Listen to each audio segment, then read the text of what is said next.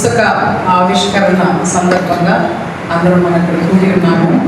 మరి మనము ఇప్పుడే మరి మెట్టు రామచంద్ర ప్రసాద్ గారిని మనందరూ కూడా ఆయన జ్ఞాపకం చేసుకుంటూ మరి ఆయన కుటుంబ సభ్యులందరూ కూడా ఇక్కడికి వచ్చి ఉన్నారు.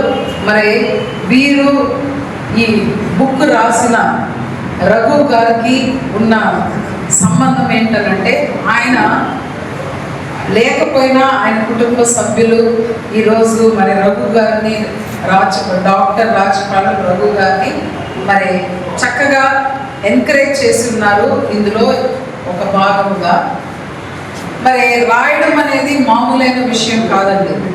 మనకి ఒక నిమిషానికి పలు ఆలోచనలు వస్తాయి, కానీ దాన్ని రాయడం అనేది ఒక టాలెంట్. మరి ఆ టాలెంట్ కలిగిన రఘు గారిని ఖచ్చితంగా మనము అభినందించాలి. Because writing is an art and it's a talent అనమాట.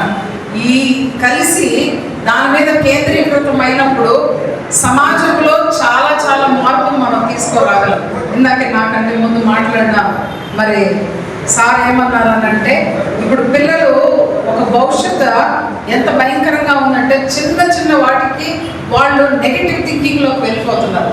కానీ ఇటువంటి బుక్స్లో అంటే చిన్న బుక్ చదవడానికి కంఫర్టబుల్గా ఉంది. మరి నేను ఇంకా దాని లోపల చూడలేదు.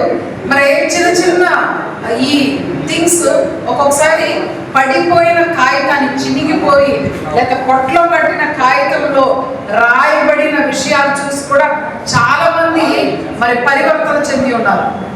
That is the magic of writing అనమాట.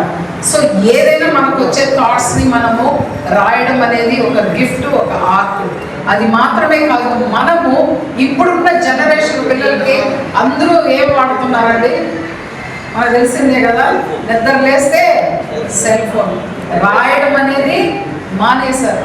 ఎందుకు మేము కూడా డిపార్ట్మెంట్లో చేరినప్పుడు టైప్ చేసేవాళ్ళం, ఇప్పుడు టైప్ చేస్తున్నాం. అప్పుడేమో టైప్ రైటర్లో టైప్ చేసుకున్నాం, ఈరోజు కంప్యూటర్లో టైప్ చేస్తున్నాం. అంతకంటే ఎక్కువ ఏంటంటే ఇప్పుడు మాట్లాడితేనే అది టైప్ చేసేసుకుంటాం. అంటే టెక్నాలజీ మారే కొంది మన కొన్ని ఎబిలిటీస్ వెనకబడిపోతాయి.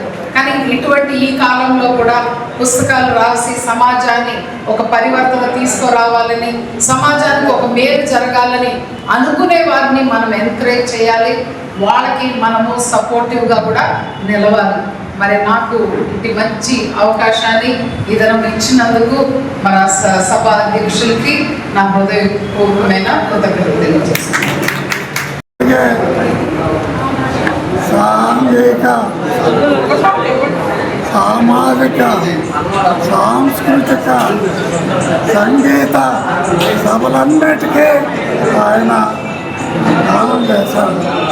ఆయన దానం చేయన సమస్య లేదు ఈ నెల్లూరు జిల్లాలో. అలాంటి గొప్ప మహనీయుడు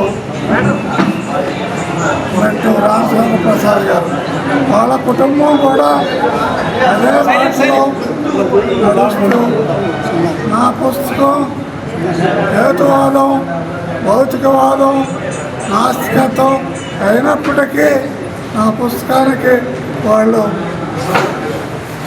దానం చేశారు డబ్బులు. ఈ కార్యక్రమం జరగడానికి కూడా దానం చేశారు. కాబట్టి వాళ్ళను నేను హృదయపూర్వక ధన్యవాదాలు తెలుపుకుంటూ, ఈ సభ ఉద్దేశం ఏమిటంటే సమాజం మారాలి, సమాజం మారాలి, సమాజం మారాలి. ఈ వీడియో కనుక మీకు నచ్చినట్లయితే లైక్ చేసి షేర్ చేయండి. మరిన్ని లేటెస్ట్ అప్డేట్స్ కోసం మా ఛానల్ ని సబ్స్క్రైబ్ చేయండి.